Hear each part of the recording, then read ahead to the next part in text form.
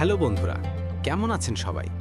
দৈনন্দিন জীবনে আমরা সবাই বৈদ্যুতিক পাখা ব্যবহার করি, কিন্তু জানেন কি ফ্যাক্টরিতে এই পাখাগুলো কিভাবে তৈরি হয়? চলুন আজ দেখে নিই ফ্যান তৈরির পুরো প্রক্রিয়া।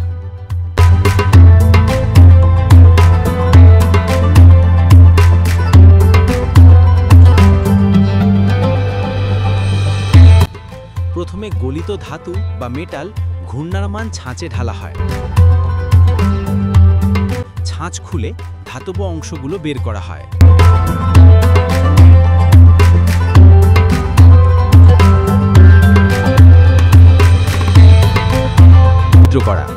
এরপর অংশগুলো ঘষে মসৃণ করা হয় এবং নির্দিষ্ট মাপ অনুযায়ী ছিদ্র তৈরি করা হয়।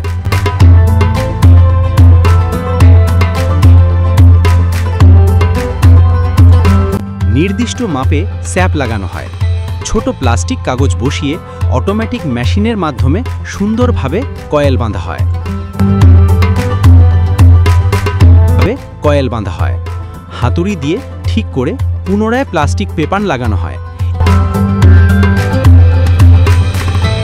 শেষে প্রতিটি তারে কভার পরানো হয় ও সোল্ডারিং মেশিনে সংযোগ দেওয়া হয়।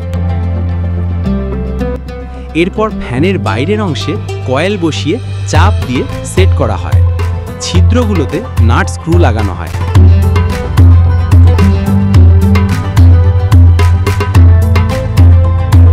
সব ঠিক আছে কিনা তা চেক করা হয়।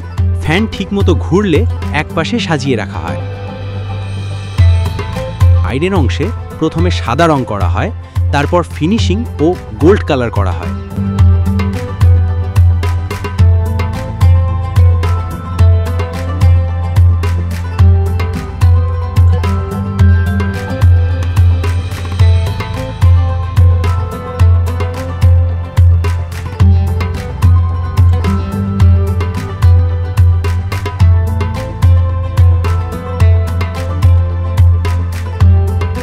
সবশেষে ক্যাপাসিটর লাগিয়ে স্ক্রু দিয়ে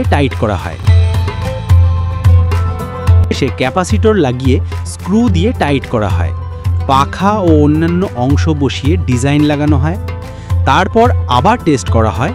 সবকিছু ঠিকঠাক থাকলে বিক্রির জন্য পাঠানো হয়।